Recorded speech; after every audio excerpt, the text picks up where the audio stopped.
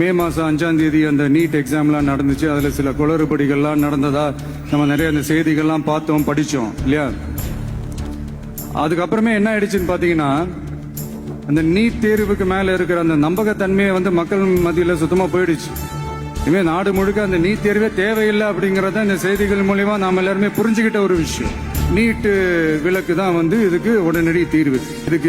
இதுக்கு நிரந்தர தீர்வு தான் என்ன அப்படின்னா, அந்த கல்வி பொது பட்டியலிருந்து மாநில பட்டியலுக்கு கொண்டு வரணும். ஒருவேளை அதில் ஏதாவது சிக்கல்கள் இருக்கு அப்படின்னா ஒரு இடைக்கால தீர்வா இந்த இந்திய அரசியலமைப்பு சட்டத்தை திருத்தி ஒரு ஸ்பெஷல் கன்கரண்ட் லிஸ்ட், சிறப்பு பொது பட்டியல் அப்படின்னு ஒன்று உருவாக்கி அதுல கல்வி மற்றும் சுகாதாரத்தை அதுல சேர்க்கணும்.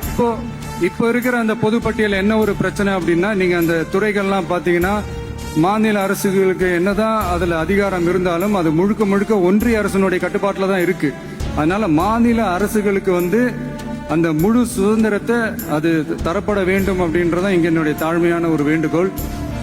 ஒன்றிய அரசு ஒரு சில இந்த மெடிக்கல் காலேஜஸ்லாம் இருக்குல்ல, எய்ம்ஸ், ஜிப்மர், பிஜிஐ, இந்த மாதிரி நிறுவனங்களுக்கு வேணா அவங்க அந்த நீட் எக்ஸாம் நடத்தணும்னா நடத்திக்கலாம். பட் இங்க அந்த பிரச்சனை என்னன்னா, இது என்னுடைய ஒரு சஜஷன் தாங்க. இது நடக்குமா? உடனே நடக்காதுன்னு எனக்கு தெரியும். அப்படியே நடந்தாலும் அதை நடக்க விட மாட்டாங்கன்னு எனக்கு தெரியும்.